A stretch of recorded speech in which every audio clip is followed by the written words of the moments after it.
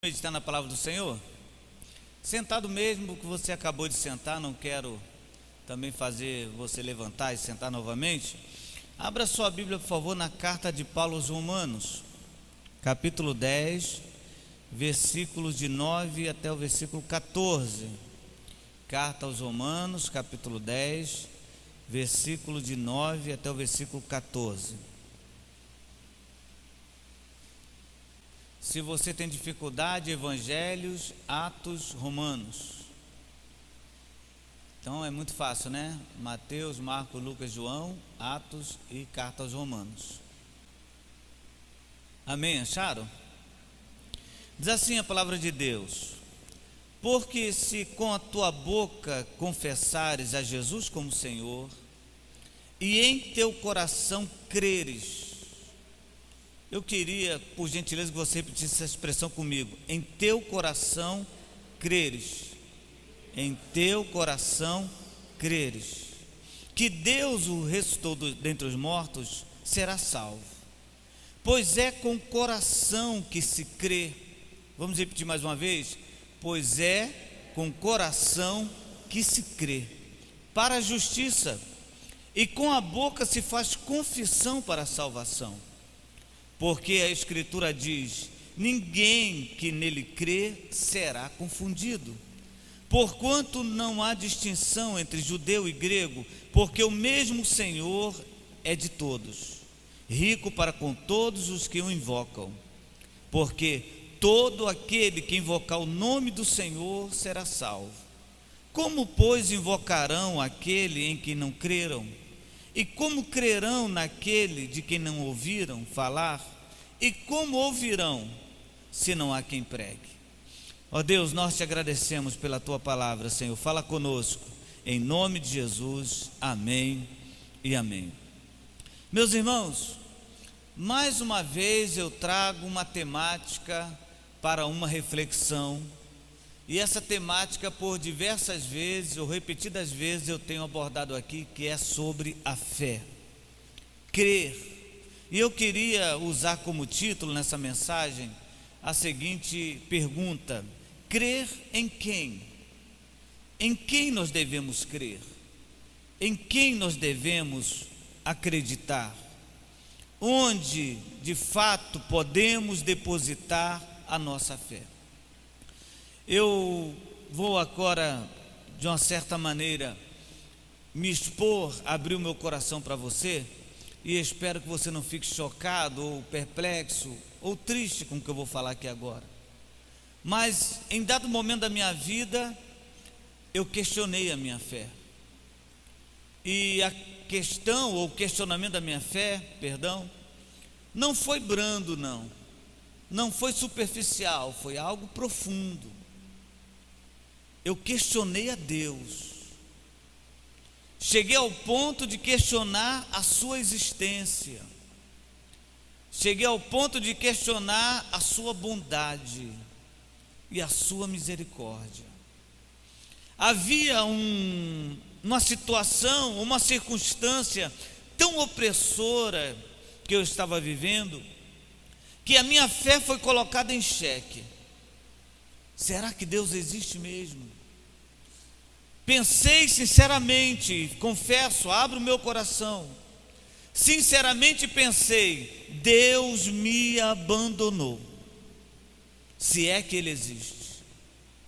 Apesar de viver em uma família, ou ser criado em uma família, que já falei para você, que tenho como referencial uma mulher, a minha mãe, que para mim é um exemplo de fé, Jesus Cristo. Eu nunca achei, confesso para você, em nenhuma pessoa que eu tive o prazer de andar e conhecer, tamanha fé como vejo e vi na minha mãe. Uma pessoa que suportou e suporta sofrimento até hoje, mas nunca a vi falar mal, dizer, a não ser o momento que ela estava em total depressão, mas abandonar sua fé racionalmente. Apesar de ter sido criado um ambiente de fé, as circunstâncias que eu estava vivendo repito, me fazia entender que eu tinha o direito de questionar tudo que eu já tinha crido. E assim eu fiz. Porque tudo que eu colocava a mão não prosperava, a porta que eu esperava não se abria. Aquela história de falar assim: olha, eu fui moço, hoje sou velho, mas nunca vi o justo desamparado, nem o seu descendente mendigar o pão, parecia que não ia se cumprir na minha vida. Falei, não é possível. E a minha fé, repito, ela foi questionada. Foi nesse momento que eu fiz a oração, acredito que a oração mais sincera da minha vida. Foi quando eu falei para Deus: Senhor, eu não tenho condição nem de dobrar o joelho, porque eu questiono a tua existência. E de pé eu falei com Deus, e me emocionei muito naquela noite, como me emociono agora, quando falei com meu Deus: Senhor, me perdoa, mas eu não creio em ti. Que oração estranha. Concorda comigo? Senhor, me perdoa, mas eu não tenho mais convicção daquilo que eu sempre falei. E abri meu coração e disse, chorei e lamentei. Não esperneei, mas falei: Senhor, estou aqui. E confesso para você que aquela oração foi muito libertadora para mim. Primeiro, porque eu fui sincero com Deus, e segundo, porque Deus renovou o meu sentimento. Ele mostrou para mim que estava comigo, Ele falou ao meu coração, eu pude sentir, e eu digo para você, sem querer emocioná-lo, eu senti um abraço naquela noite. Foi como se alguém viesse assim por trás de mim, me abraçasse e me acalentasse, e eu senti aquela voz falando no meu coração: eu nunca te deixei. E a partir daquele dia, a minha concepção de fé, ela mudou muito. E eu digo para você, sabe por que nós questionamos a fé? Por algumas razões. Primeiro, porque nós vivemos a época da razão, a época do racional, a época do questionável. Tudo tem que ter uma resposta, para tudo tem que ter uma solução. Por quê? Para quê? Quem disse? Se todas as nossas interrogações não forem atendidas ou respondidas, nós então não queremos acreditar mais, porque tudo hoje tem que ser, será veraz, será verdadeiro, se nós vermos, se nós tivermos um documento, se nós tivermos algo palpável. Tudo é questionável. Outro dia eu vi um certo pastor lendo uma pergunta de um crente, e a pergunta era a seguinte: pastor, se encontrarmos vidas em outro planeta, o que acontece com a Bíblia? E o pastor respondeu o seguinte: se lá tiver outra Bíblia, nós vamos então questionar qual é verdadeira, mas se lá não estiver, vale a nossa. Uma palavra assim parece meio que irônica, mas verdadeira. Mas hoje nós precisamos ter a resposta. A época da razão, do pensar. E o pior de tudo, irmãos, é que nós acreditamos que sabemos tudo.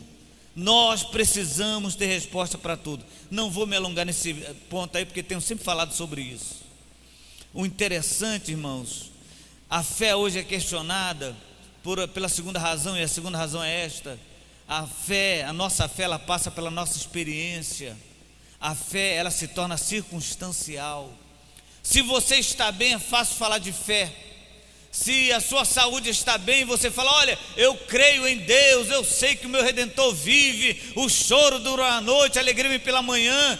Mas quando mexe na tua saúde, parece que aquela fé se esvai, vaza, vai embora, porque a nossa fé, ela passa pela circunstância.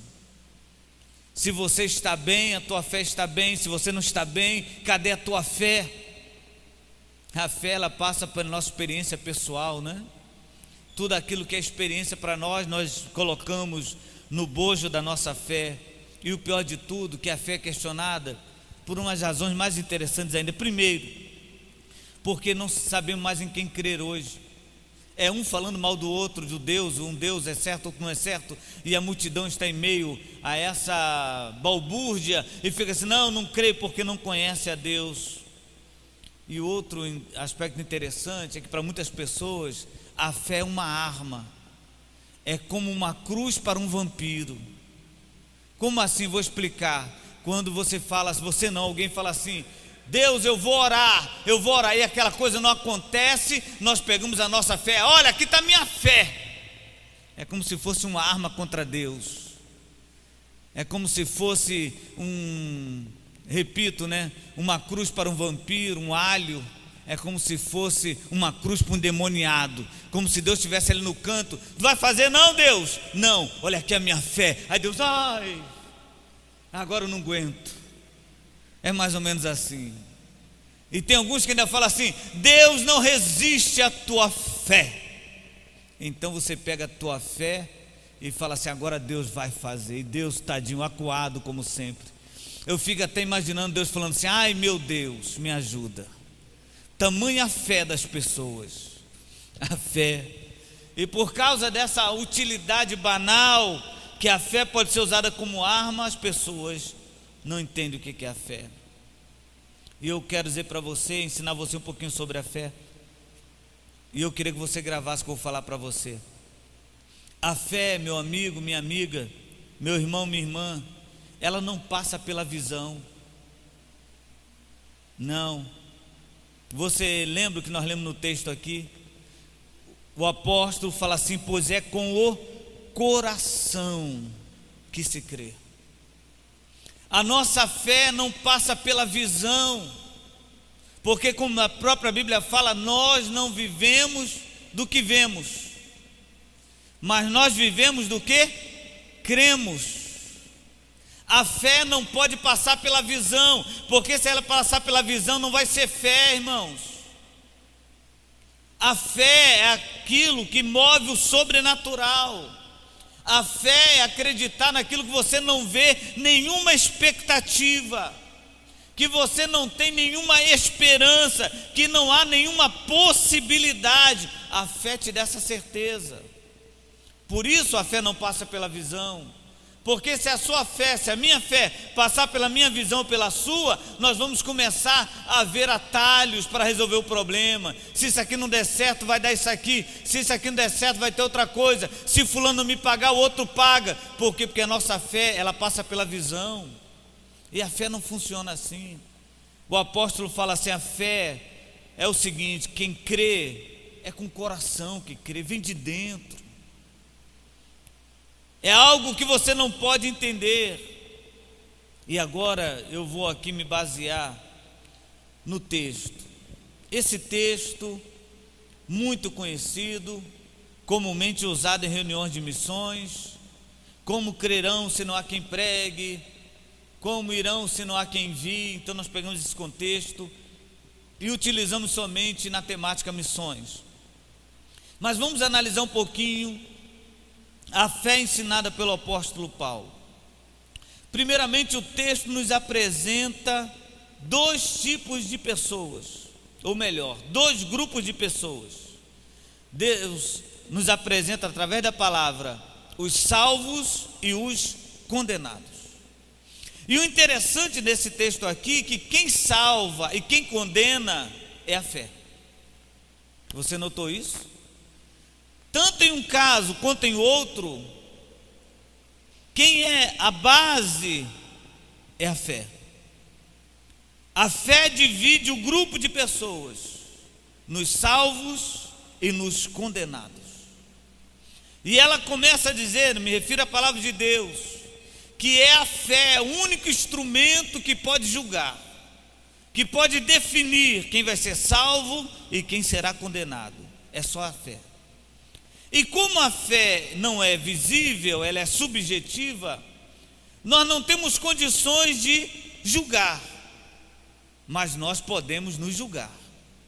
Por isso o apóstolo Paulo fala assim: por isso julgue-se o homem, examine-se o homem o quê? A si mesmo, porque a fé ela é do coração.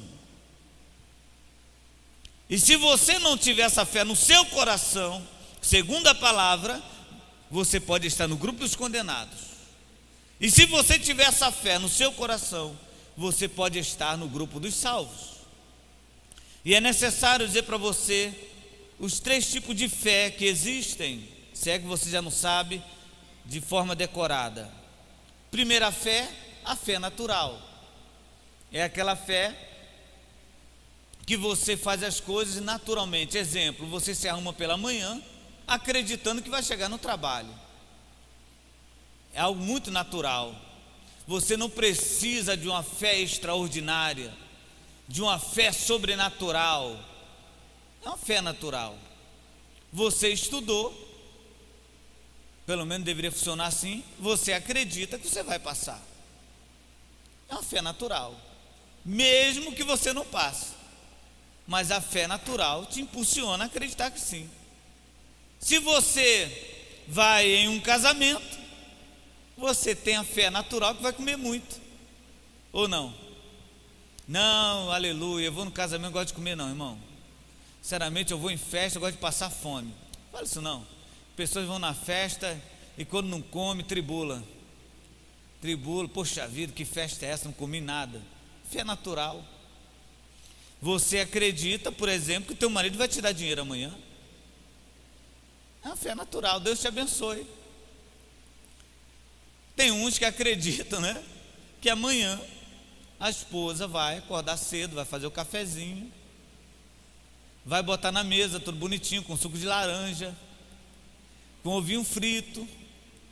E quando você levantar ainda meio sonolenta, ó, meu amado esposo e querido, benevolente, vamos à mesa. Deus te abençoe, é a tua fé. Quem sou eu para questionar a tua fé natural? Existe outro tipo de fé, que é a fé como dom. É aquela fé que só o Espírito Santo que distribui. Eu não posso falar assim, você vai ter o dom da fé e você não vai ter, porque não cabe a mim falar isso, é Deus quem dá. É a fé que move montanhas, é a fé que faz o paralítico andar, é a fé que faz o morto ressuscitar, dom da fé. E outro tipo de fé é a fé para salvação, que só será salvo quem tiver essa fé no coração. A fé em Cristo Jesus. Então, por isso, repito, a base aqui que nos define em que grupo estamos é a fé. E a minha pergunta para mim e para você é a seguinte: no seu coração, no meu coração, existe a fé salvífica de verdade? Ou será que a minha fé é baseada somente em uma atividade humana, no que se refere a uma vitória, a uma conquista? Qual o tipo de fé que eu alimento no meu coração?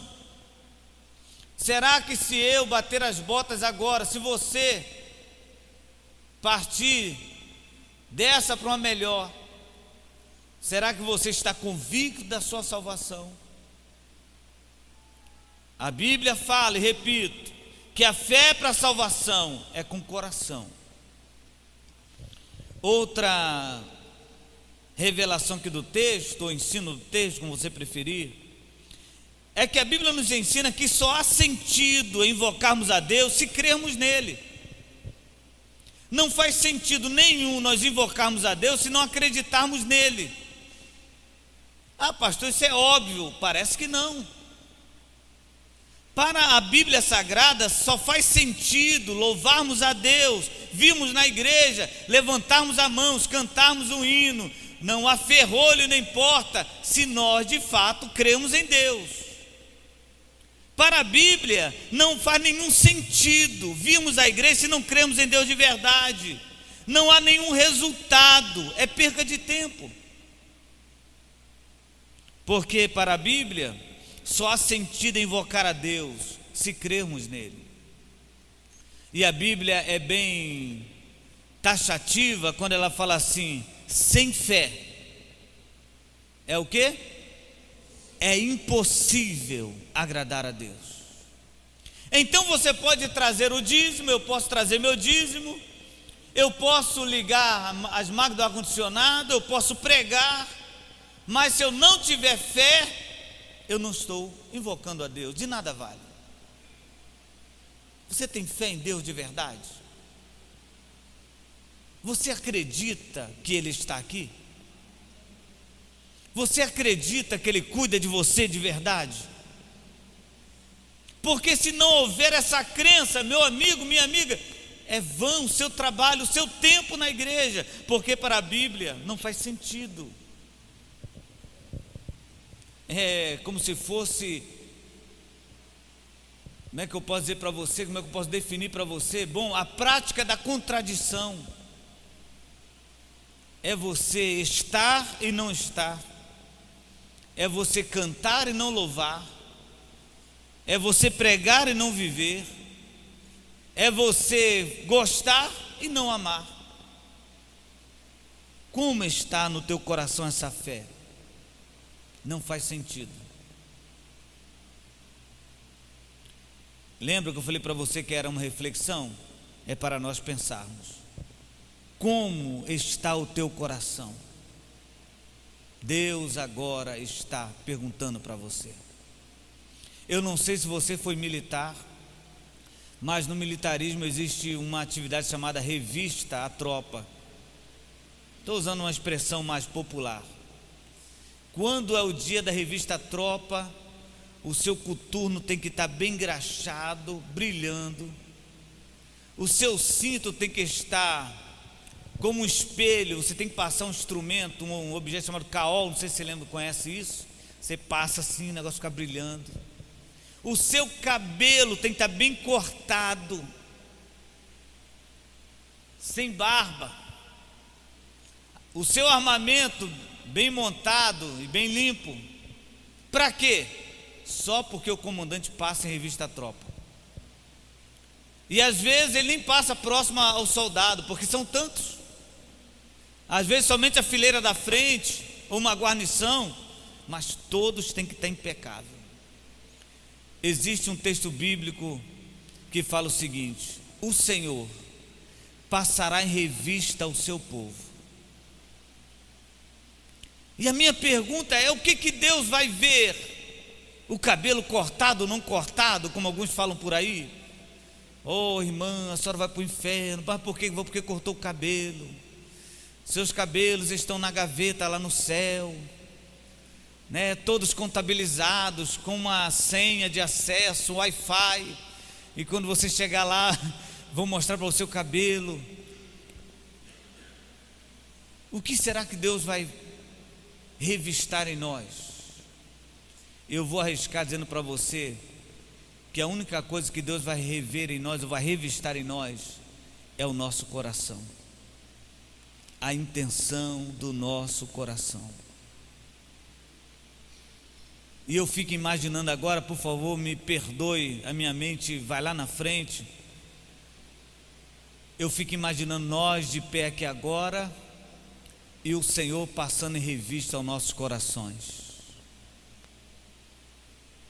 Pare para pensar nisso. É um negócio tenebroso. Sabe por que é tenebroso? Porque a Bíblia fala o seguinte: que Ele conhece os corações. E antes de falarmos qualquer coisa, Ele já sabe, então não tem como esconder. Vamos ter que nos reportar ao Apocalipse, mais uma vez lembrar do Apocalipse, né? Eu conheço as tuas obras. Será que há essa fé que eu professo? Será que ela não está abalada pelas circunstâncias? Será que ela não foi depreciada porque a minha fé é tão limitada e tão rasa as coisas que eu vejo? Será que eu não consigo compreender que o nosso Deus é muito maior do que uma bênção? Que o nosso Deus é muito maior do que algo dar certo ou errado? Deus é Deus. Será que eu não consigo compreender que a bênção de Deus, a presença de Deus não está presa a uma manifestação visível? Deus é Espírito, e importa que os seus adoradores o adorem em espírito e em verdade. Agora a Bíblia também nos ensina aqui que só há fé através do conhecimento. Como crerão? Como eles vão acreditar? Como eles vão invocar? Aqueles que nunca ouviram falar, aqueles que eles não conhecem. Como eles podem crer naqueles que não conhecem? Teve um conhecido que foi à Índia, e chegando lá na Índia, ele foi levado por um colega, conduzido por um colega, não lembro muito bem do início da história, a um culto em um santuário lá onde tinha várias estátuas e deuses, mulheres com olhinho aqui e tal, e vários, dizia ele que tinha um moço com a mão para o alto, que não podia abaixar a mão. Ele deu alguns detalhes que me foge agora a lembrança. E ele disse que quando entrou ali tinha tantos deuses, e o líder lá falou assim: agora nós vamos dobrar o joelho e vamos adorar a Deus. E ele falou: e agora? Se eu não me ajoelhar, vão falar que eu não sou bem-vindo aqui. E disse ele, no seu testemunho, que se ajoelhou, e para agradar a gregos e troianos, como diz aquele provérbio, ele então, ao invés de orar, ele cantou a música. E a música que ele cantou foi assim: na presença dos deuses a ti cantarei. Também não conhece, né?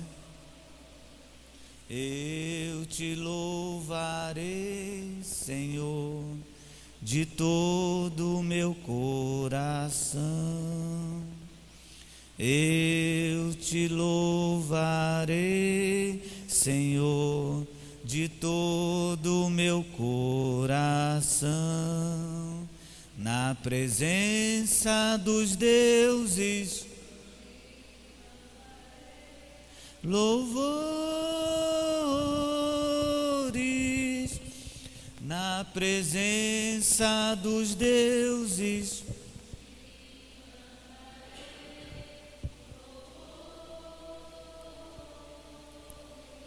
Amém, amém, você se esforçou. E ele disse o seguinte, que ele falou assim: essa música entrou tanto no meu coração, porque é como se tivesse somente eu e Deus. Ele falou assim: eu sei para quem o meu louvor está indo, eu sei quem eu estou louvando. Isso significa, isso exige conhecer a Deus. Muitas pessoas não têm fé em Deus porque de fato não o conhecem. Como você pode crer naquele que você não conhece? Como você pode confiar numa pessoa que você não conhece? Crer em Deus exige conhecer a Deus. Você conhece a Deus? Você conhece o Deus que você serve? Será que você conhece o Deus que você serve? De verdade? Ou será que o Deus que você serve é aquele que está no quadro? Qual o Deus que você serve? Você o conhece? Você o chama pelo nome? Você o chama de amigo? Você tem intimidade com ele? Ou o Deus que você diz que serve é um Deus desconhecido? Se você não conhecer a Deus, se eu não conhecer a Deus, eu não terei fé no meu coração. A fé exige conhecimento.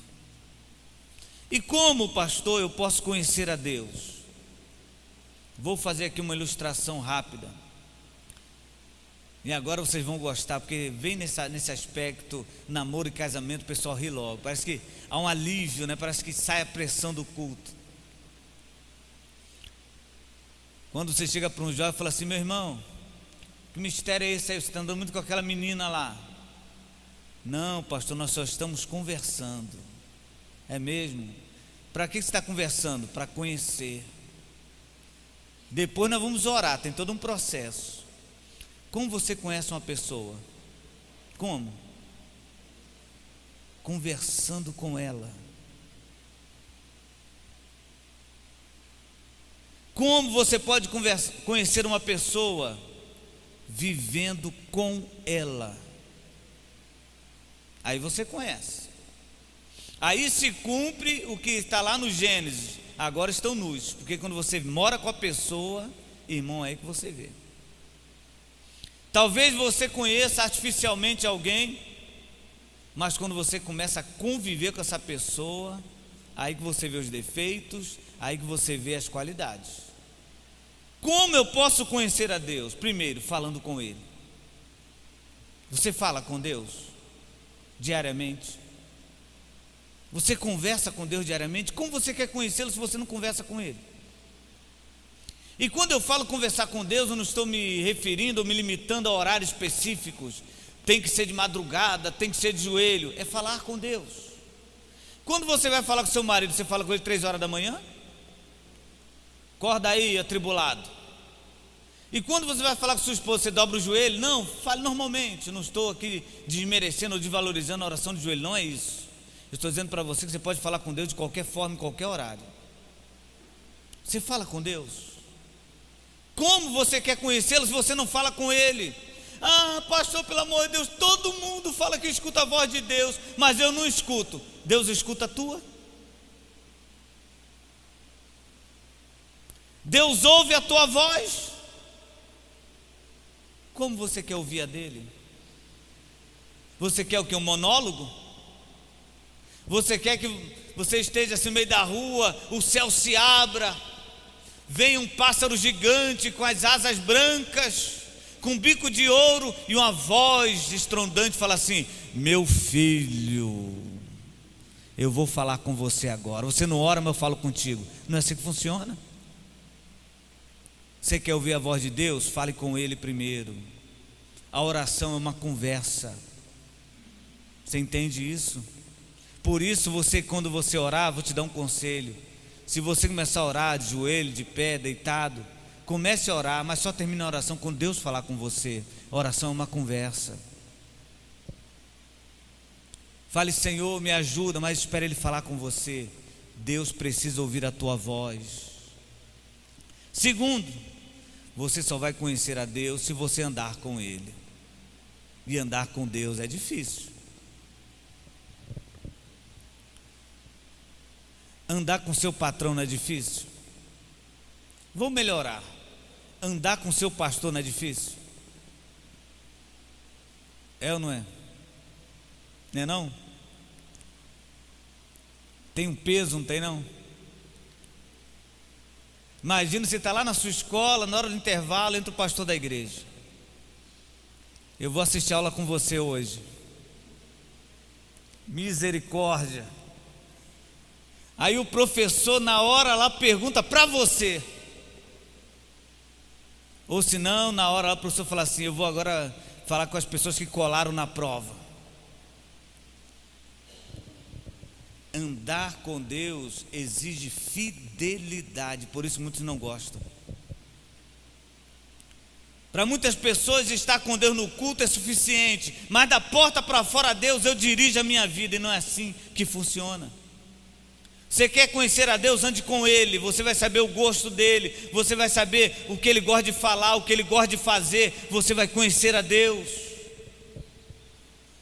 Mas se você não anda com Ele, meu querido, e você quer somente ficar aqui no culto domingo à noite, falar: não, Deus eu conheço, é muito complicado. A fé exige conhecer a Deus.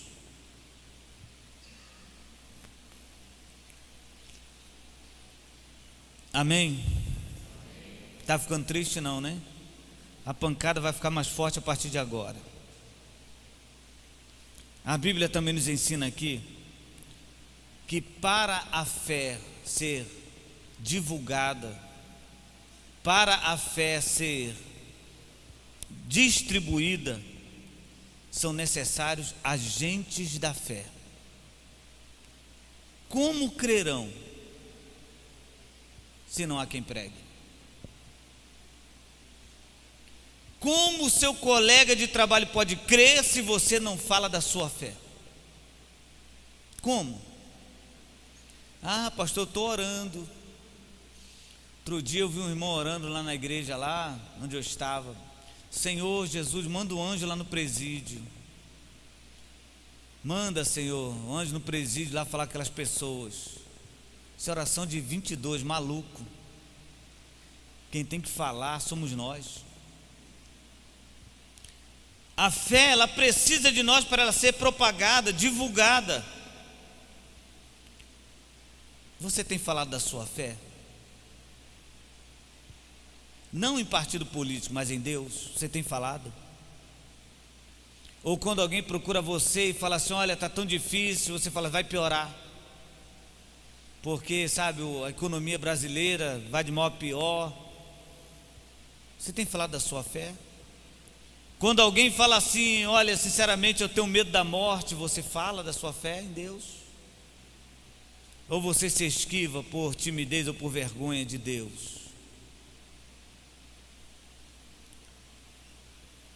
A fé em Jesus, meus irmãos, segundo a Bíblia, ela é do interior,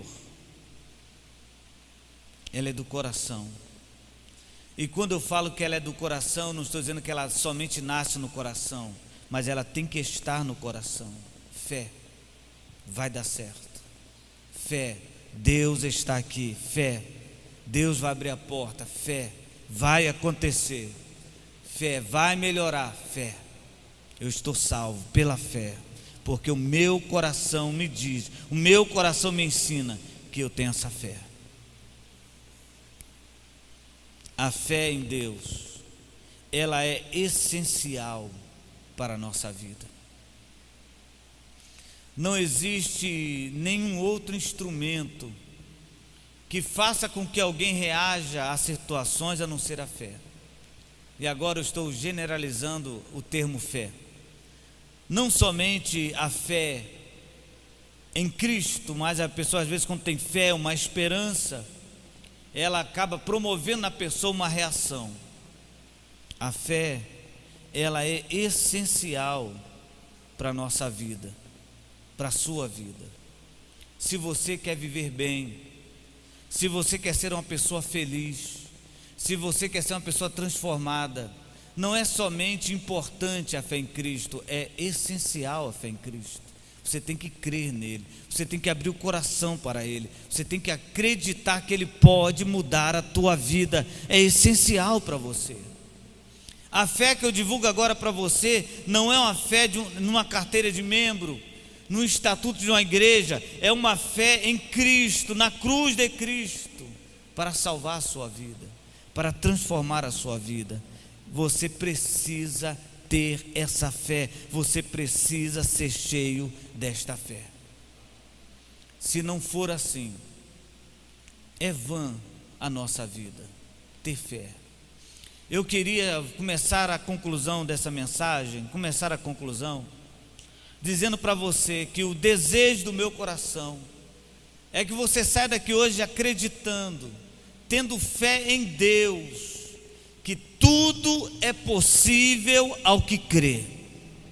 Tudo. Seja qual for o muro, ou a muralha, ou a adversidade, se você crer, é possível acontecer na sua vida.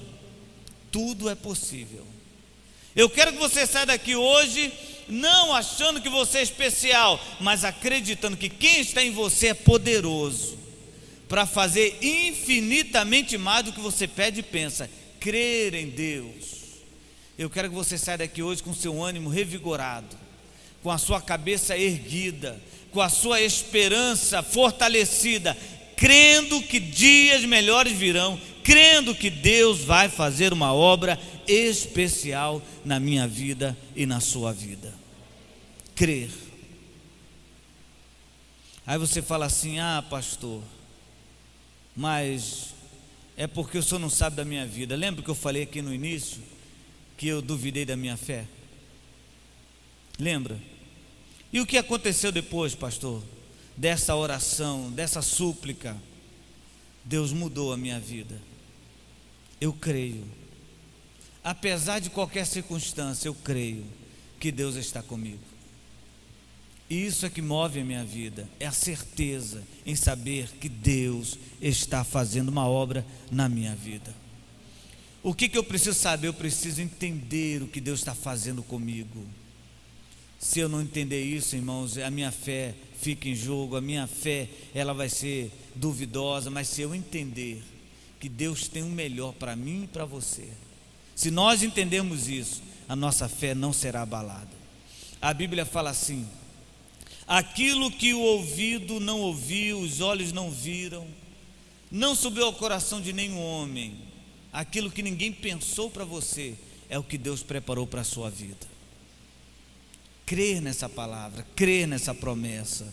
Em meio à situação que estamos vivendo, de famílias desestruturadas, de pessoas morrendo todos os dias, de guerras e terremotos, a nossa fé precisa permanecer inabalável. Deus está comigo. Mesmo que lancem palavras contrárias, mesmo que lancem palavras contra a minha vida, se o meu coração estiver cheio de fé, eu vou acreditar que maior é o que está comigo do que aquele que está no mundo. Fé em Deus, para transformar, para libertar, para salvar a nossa vida.